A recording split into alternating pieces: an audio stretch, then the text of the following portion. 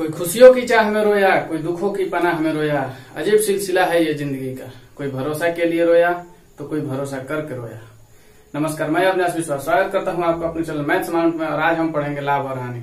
लाभ और हानि का कल शुरुआत हमने कर दिया है, पर मुझे संतुष्टि नहीं है कि कल मैंने सारी बेसिक चीजें आपको बता दी। उसका कुछ प्रश्न आज भी मेरे पास बचा हुआ है, इसलिए मैं आज भी वही बेसिक चीजें आगे पढ़ाने जा रहा हूँ। उसके बाद में पार्ट वाइज करके हम पढ़ते रहेंगे। तो चलिए आइए सीखिए मेरे साथ लाभ और हानि।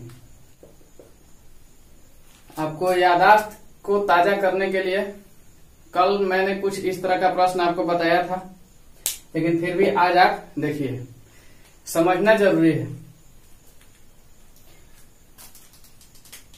8673 का बेच दिया गया है। 8673 रुपया क्या है? विक्रय मूल्य है।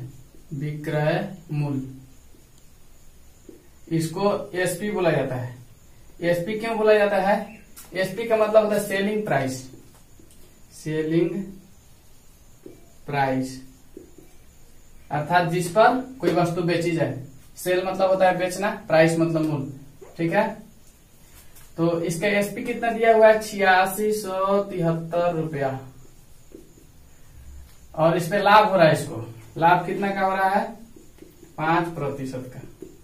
ठीक है, तो उसने यह गाय कितने में खरीदी थी, अर्थात गाय का क्रय मूल्य कितना हुआ होगा हमको बताना है। क्या बताना है? क्रय मूल्य। इसको सीपी बोला जाता है। क्यों बोला जाता है?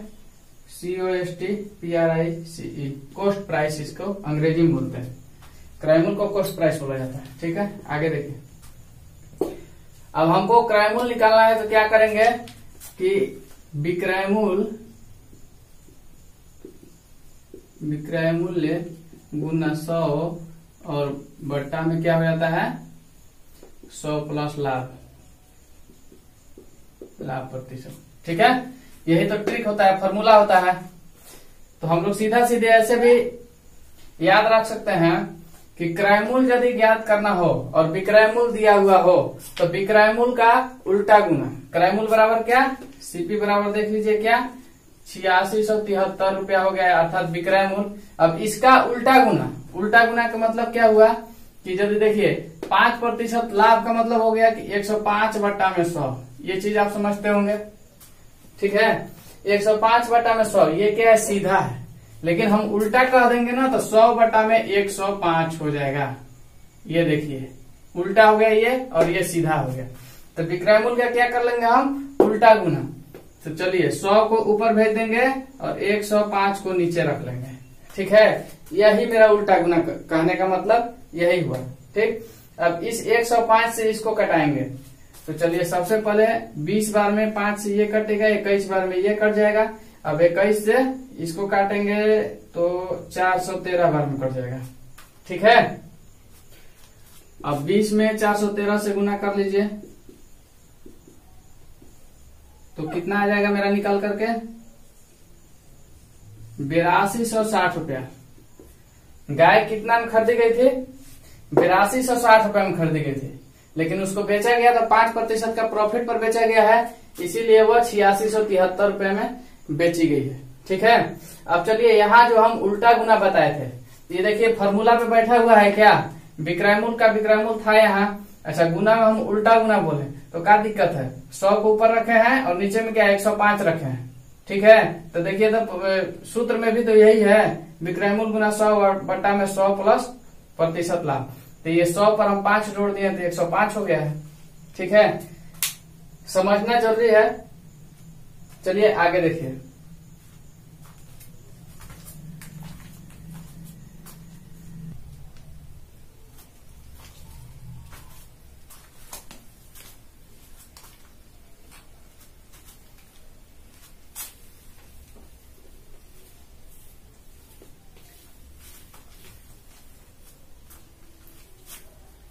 प्रश्न दिया हुआ है कि एक कुर्सी को 864 में बेचने से 10% हानि होती है, वह इसे कितने में बेचे कि 5% लाभ हो। ठीक है, एक दुकानदार है, कुर्सी को 864 रुपए में बेच देता है, तो उसको क्या हो जाता है? 10% का हानि हो जाता है। तो बोला जा रहा है कि वह इसे कितना में बेचेगी, उसे 5% का लाभ हो। ठीक है, तो यहाँ पे क्या पूछा जा रहा है हमसे, यहाँ पे दूसरा विक्रय मूल्य पूछा जा रहा है। ठीक है, क्योंकि पहला विक्रय मूल्य जो है 864 रुपया है, लेकिन इस पे बेचने से उसको 10% का हानि हो गया, तो पूछ रहा है कि और दूसरा विक्रय मूल्य कौन सा होगा जिसपे बेचे की 5% लाभ हो जाए। ठीक है, तो वह मूल्य हमको ज्ञात करना है। चलिए देखिए,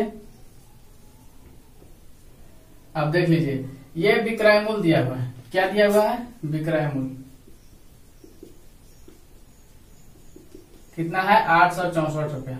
हानि कितना हो रहा है? हानि 10% का। ठीक है, तो अब हमको ये तो पता नहीं है ना कि इस कुर्सी का दाम कितना था, क्रय मूल्य कितना था। तो सबसे पहले हम क्रय मूल्य ज्ञात करेंगे, फिर उस पे हम विक्रय मूल्य ज्ञात करेंगे। तो चलिए अब क्रय मूल्य ज्ञात करते हैं। जब प्रश्न में मेरा विक्रय मूल्य दिया हुआ है तो हमको क्या ज्ञात करना होता है? क्रय मूल्य। तो आइए क्रय मूल्य कैसे ज्ञात होगा। हम बताए हैं कि विक्रय मूल्य से क्रय मूल्य ज्ञात करने के लिए विक्रय मूल्य का उल्टा गुना। किसका उल्टा गुना? विक्रय मूल्य का उल्टा गुना। उल्टा गुना, ठीक है।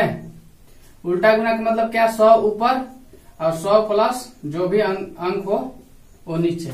ठीक है, जैसे 100/105 पिछले प्रश्न में किए होंगे, 100/105। ये उल्टा है, सीधा क्या होगा? 105/100। तो हमको ये नहीं लिखना होता, हमको ये लिखना होता है। कब लिखना होता है? जब हमको विक्रय मूल्य से क्रय मूल्य ज्ञात करना होता है तब। ठीक है, तो चलिए विक्रय मूल्य कितना मेरा दिया हुआ है? 864 रुपया। अब इसका उल्टा गुना कर दीजिए, 100 को ऊपर कर दीजिए। अच्छा, और ये 10% हानि हुआ है, तो 100 में से 10 घटा देंगे तो कितना हो जाएगा? 90। ठीक है, बात समझ में आई? 90 कहां से? 100 में से 10 घटाने के बाद। ठीक है, तो चलिए इसको कटा लेते हैं। 10 से 10 काट लीजिए, 9 से इसको काटिए, कितना बार में जाएगा? ये चला जाएगा 9 9 81। अब बचा है कितना? 5 54, तो 6 बार में ये हो गया 54। ठीक है,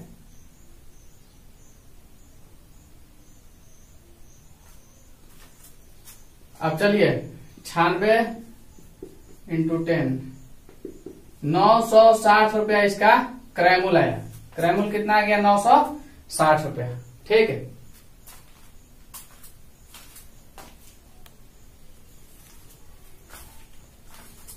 अब जब मेरा क्रय मूल्य पता चल गया कि 960 रुपया है, तो इस पे हम दूसरा विक्रय मूल्य ज्ञात करेंगे। तो इच्छित लाभ हम निकालेंगे। हमारा इच्छा है कि 5% लाभ पर बेचे, तो मेरा लाभ कितना दिया हुआ है? 5%। तो इसके लिए लिखा जाता है इच्छित लाभ। इच्छित लाभ बराबर 5%, अर्थात मेरा इच्छा है कि 5% लाभ पर उसको बेचना चाहिए। तो चलिए 5% लाभ पर किसको बेचिएगा? वस्तु को बेचिएगा। वस्तु का दाम कितना आया निकल के? 960 रुपया। 960 का 105% निकाल लीजिए। ठीक है, अब चलिए इसको काटते हैं। अब देखिए यहाँ पे सीधा गुना, क्यों? क्योंकि ये हम क्या कर रहे हैं? क्रय मूल्य का, यदि विक्रय मूल्य ज्ञात करते हैं, हम विक्रय मूल्य ज्ञात करते हैं तो क्रय मूल्य का सीधा गुना करते हैं। ठीक है, विक्रय मूल्य ज्ञात करते हैं तो क्रय मूल्य का क्या? सीधा गुना। और 960 मेरा क्या है? क्रय मूल्य है, तो क्रय मूल्य का हम 105/100 सीधा गुना कर दिए। ठीक है, अगर उल्टा क्या होता है इसका? 100/105। ये उल्टा होता है, लेकिन सीधा ये है। तो उल्टा गुना कब करते हैं? जब हमको क्रय मूल्य ज्ञात करना होता है। क्रय मूल्य अर्थात सीपी ज्ञात करना होगा तो विक्रय मूल्य का उल्टा गुना कर देंगे। ठीक है, चलिए आगे देखिए।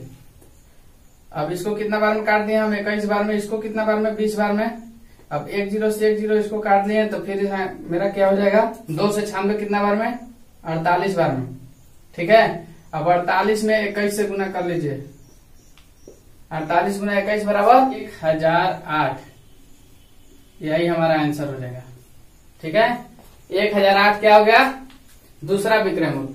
तो तात्पर्य यह हुआ कि 1008 रुपया में अगर आप कुर्सी को बेच देते हैं तो आपको 5% का लाभ हो जाएगा, प्रॉफिट हो जाएगा। ठीक है, लेकिन पहले कितना में बेचा गया था? 864 रुपया में बेचा गया था। ठीक है, तो यदि 864 रुपया में बेचा गया था तो क्या हो गया था? 10% का हानि हो गया था। ठीक है, लेकिन हमको 5% लाभ चाहिए था, तो इसीलिए हमने 1008 में बेच दिया ताकि 5% का लाभ हो गया। ठीक है, अगर हम आपको इसी प्रश्न का कुछ एडवांस तरीका बताएं जिससे प्रश्न जल्दी सॉल्व हो जाएगा। तो क्या होगा इसको भी देख लीजिए। एक कुर्सी 864 पर बेचने से 10% का हानि हो जाती है। तो 10% का हानि का मतलब क्या? 90%। 90%, ठीक है। अब ये 90% बराबर 864 रुपया हो जाएगा। ठीक, 90% बराबर क्या? 864 रुपया। तो चलिए हमको क्या करना है? 5% का लाभ लाना है हमको, ठीक है। तो 5% का लाभ लाने के लिए हम क्या करते हैं? लाभ के लिए हम 100 पर जोड़ देते हैं। 5% का लाभ चाहिए तो हमको 105% निकालना होगा। ये 90% का वैल्यू क्या है? 864 के बराबर। तो 105% का वैल्यू निकाल लीजिए। 105% बराबर क्या हो जाएगा? 864 और बटा में ऐकिक नियम से ये बनता है, ये 90 कहाँ आ जाएगा? नीचे, ठीक है। और जितना आपको चाहिए उतना से यहाँ गुना कर लेते हैं, ठीक। अब इससे इसको काटते हैं तो ये कितना बार में जाता है? 48 बार में, और ये 21 बार में। तो वही 48 गुना 21 बराबर 1008, ठीक है। ये 90% के बराबर 864 है। 864 पे हम बेचने से 10% का हानि हुआ, ठीक है।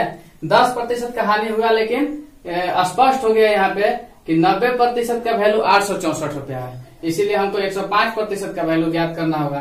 तो 90% बराबर 864, इसीलिए 105% बराबर 864 बटा 90 गुना 105।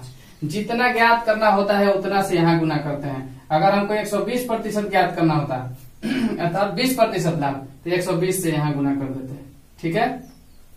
और ये 90 जो है ये नीचे आ जाता है।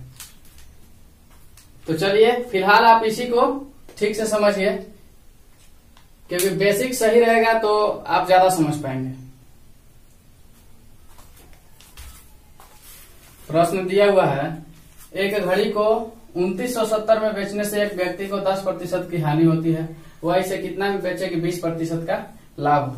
घड़ी पर 20% का लाभ कमाना चाहता है, लेकिन घड़ी बेच दिया है तो उस पर 10% का हानि हो गया है, ठीक है। तो वो जो एक आपको शॉर्टकट वाला ट्रिक बताया उस पर सबसे पहले देखिए। तो अब देखिए 10% का हानि हो जाता है, अर्थात 90% पर घड़ी बेचा जाता है, ठीक है। कोई भी वस्तु का दाम 100% का बराबर होता है, लेकिन घड़ी जो है 100% ना होकर के 90% पर बेचा गया है, इसीलिए इसको 10% का नुकसान हो गया घड़ी बेचने में। तो 90% का वैल्यू जो है 2970 रुपया के बराबर है, ठीक है। तो हमको 20% का लाभ चाहिए। 20% लाभ के लिए क्या लिखते हैं हम? 120%। जितना प्रतिशत लाभ बोल देगा 100 पर उतना जोड़ देते हैं, 100 पर उतना जोड़ देते हैं। तो हमको 120% चाहिए। तो 120% का मतलब हो गया 100 से जितना बेसी है उतना प्रतिशत लाभ, और 100 में से जितना कम हो जाता है उतना प्रतिशत हानि। तो 20% उसमें हमको लाभ है। 120% में 20% लाभ है। तो हमको देखिए 90% का वैल्यू दे दिया 2970 रुपया, तो 120% का वैल्यू हमको निकालना है। 120% का वैल्यू हमको चाहिए। तो 2970 बट्टा में क्या हो जाएगा? 90 हो जाएगा। ये जो है नीचे आ जाता है 120, यहाँ पे गुन्ना में चला जाएगा। कहाँ गया? गुन्ना में। हमको जितना चाहिए यहाँ पे लिखते हैं। 110%, 120%, 130%, जो भी चाहिए ये साइड वाला गुन्ना में लिखा जाता है, ठीक है। अब इसको हम सोल्व कर लेंगे। तो मेरा निकल के आ जाएगा, इससे इसको हम काट लेते हैं। तो ये 33 बार में ये कट रहा है। 33 से 120 में गुना कर लीजिए, तो निकल के आ जाएगा आपका 0 का 0 एक बैठा लीजिए, और 12 36 और 12 36 3 39, अर्थात इतना रुपया में उसको 3960 रुपया में घड़ी को बेचना चाहिए था, जबकि 2970 में बेच दिया, ठीक है। इसीलिए 10% का हानि हो गया। अगर 3960 में बेचा होता तो इसको 20% का लाभ हो जाता, ठीक है। ये तो शॉर्टकट वाला तरीका हो गया। अब चलिए थोड़ा एक्सप्लेन वाला बड़ा वाला तरीका देखते हैं। दूसरा विक्रय मूल्य पूछ रहा है, ठीक है। एक विक्रय मूल्य तो ये है, तो इस पे नुकसान हो गया, तो बोल रहा है कि वो कौन सा विक्रय मूल्य होगा जिसपे 20% का लाभ हो जाएगा, ठीक है। तो हमको सबसे पहले क्रय मूल्य ज्ञात करना होगा, और क्रय मूल्य ज्ञात करने के लिए हम क्या जानते हैं? विक्रय मूल्य का उल्टा गुना। क्रय मूल्य ज्ञात करिए। क्रय मूल्य बराबर मेरा क्या हो जाता है? एसपी का, अर्थात एसपी मतलब विक्रय मूल्य का उल्टा गुना। उल्टा गुना का मतलब 100 ऊपर और 120 नहीं 120 नहीं 90 अभी रहेगा, 90 नीचे। ठीक है, तो एसपी कितना दिया 2970 दिया है और गुना में 100/90। ठीक है, अब चलिए इसको काटते हैं। तो ये 33 बार में ये कटता है तो निकल के आया मेरा 3300। ये 3300 जो निकल के आया क्या आया है, सीपी आया है, कॉस्ट ऑफ प्राइस, अर्थात क्रय मूल्य निकल के आया है। ठीक है, अब जब हमको क्रय मूल्य पता हो गया तो विक्रय मूल्य आसानी से ज्ञात होता है। तो चलिए विक्रय मूल्य अब ज्ञात करिए नया वाला, जिसपे 120% का हमको लाभ चाहिए।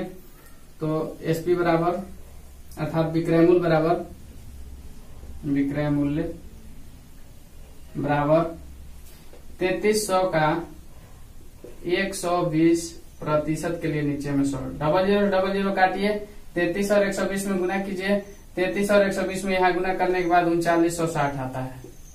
यही हमारा दूसरा का विक्रय मूल्य हुआ, जिसपे हमको 20% का लाभ हो जाएगा। ठीक है, चलिए ये वीडियो आपको साफ साफ दिखाई देगा। पिछला प्रश्न थोड़ा अंधेरा में शायद कम दिखाई दे आपको। तो चलिए देखते हैं, यदि एक वस्तु को 5% की हानि की अपेक्षा 10% की लाभ पर बेचा जाता है तो विक्रेता को 90 रुपए अधिक मिलते हैं। वस्तु का क्रय मूल्य बताना है। ठीक है, चलिए देखते हैं। एक विक्रेता है, किसी वस्तु को बेचता है तो 5% अगर हानि पर बेच रहा था और 10% उसी वस्तु को लाभ पर बेच के देखा तो उसको 90 रुपया अधिक प्राप्त हुआ। ठीक है, तो वस्तु का क्रय मूल्य बताया जा रहा है, पूछा जा रहा है हमसे। तो इसके लिए हम क्या कर लेंगे, अब चलिए 5% हानि हुआ है उसको। 5% हानि का मतलब क्या, 95%। कहां से, 100 - 5 कर लेंगे। 100 में से 5 जाएगा तो कितना आ जाएगा, 95। तो 95% माइनस, अब 10% लाभ का मतलब क्या, लाभ का मतलब 100 पर जितना बोल दिया 10% बोला है तो 100 पर 10 जोड़ के 110%। अब चलिए 95% और 110% का अंतर जो है 90 रुपया का बराबर है। ठीक है, 95% और 110% का अंतर क्या है, 90 रुपया के बराबर है। तो हमसे पूछा जा रहा है कि वस्तु का क्रय मूल्य बताइए। तो उसके लिए देखिए, वस्तु का क्रय मूल्य अर्थात कोई भी वस्तु का दाम अपने आप में 100% होता है। अब प्रतिशत की भाषा में हम बात कर रहे हैं तो हम यहाँ पे क्रय मूल्य विक्रय मूल्य नहीं लिखेंगे, हम यहाँ पे 100%, अब क्रय मूल्य का मतलब 100% लेकर चलेंगे। होता ही है, किसी भी वस्तु का दाम जो है अपने आप में 100% होता है, तभी तो पूरा होगा। तो चलिए यहाँ पे इन दोनों को घटाकर देख लीजिए, 110 में से 95 जाएगा तो कितना बच जाएगा, 15%। ठीक है, अब 15% बराबर 95 है, 90 है, तो 100% बराबर कितना हो जाएगा, 90/15 गुना 100। इससे इसको 6 बार में काट लेंगे तो निकल के आया मेरा क्या, 600 रुपया आंसर। ये क्या है, सीपी है, क्रय मूल्य है, इसी को हम क्रय मूल्य कहेंगे। क्रय मूल्य बराबर 600 रुपया। ठीक, क्रय मूल्य बराबर 600 रुपया है। तो यहाँ दिया हुआ था कि पहले हानि पर बेचता है, इसलिए पहले हानि लिख लिया, उसके बाद में लाभ पर बेचा। तो देखा ना कि लाभ पर जब बेच रहे हैं तो हमको 90 रुपया अधिक आ जा रहा है, अर्थात इन दोनों प्रतिशत के बीच का अंतर निकाले 15%। अब जो पैसा अधिक या कम देगा, अंतर का मतलब होता है यहाँ अधिक देगा या कम देगा, कुछ भी देगा, जो रुपया दे दिया यहाँ पे हमको लिखना होता है। ठीक है, तो इन दोनों प्रतिशत के बीच का अंतर हमको 90 रुपया के बराबर आया। तो 15% बराबर 90 रुपया, इसीलिए 100% बराबर 600 रुपया। ठीक, तो ये मेरा जो 100% के बराबर निकल गया वो मेरा क्या हो गया, क्रय मूल्य हो गया। चलिए एक और प्रश्न देखते हैं। चलिए उसी तरह का यह भी प्रश्न है और दिया हुआ है, किसी वस्तु को 10% लाभ की अपेक्षा 10% की हानि पर बेचने से विक्रेता को 25 रुपया कम मिलता है, तो क्रय मूल्य बताना है। ठीक है, चलिए देख लेते हैं। विक्रेता जो था पहले क्या करता था कि 10% लाभ पर बेचता था। 10% लाभ का मतलब क्या हुआ, 110%। ठीक है, अर्थात 110 रुपए में बेचता था। अब यदि 110% पर बेचता था, लेकिन अब 10% हानि पर बेचने लगा। पहले लाभ पर बेचता था, अब हानि पर बेचने लगा। कितना प्रतिशत हानि, 10%, अर्थात 90%। तो अब क्या होता है ना, 25 रुपया उसको कम मिलने लगता है। किसको, दुकानदार को। क्यों मिलने लगता है, क्योंकि पहले लाभ पर बेच रहा था, अब हानि पर बेचने लगा। पहले लाभ कितना हुआ करता था, 10% का लाभ हुआ करता था, और अब हानि कितना हो रहा है, 10% का हो रहा है। तो इन दोनों प्रतिशत के बीच का अंतर निकाल लेंगे, 20% आ जाएगा। अब 20% बराबर 25 रुपया के बराबर हो गया। यही 20% इन दोनों में अंतर है तो 25 रुपया का अंतर हो गया है।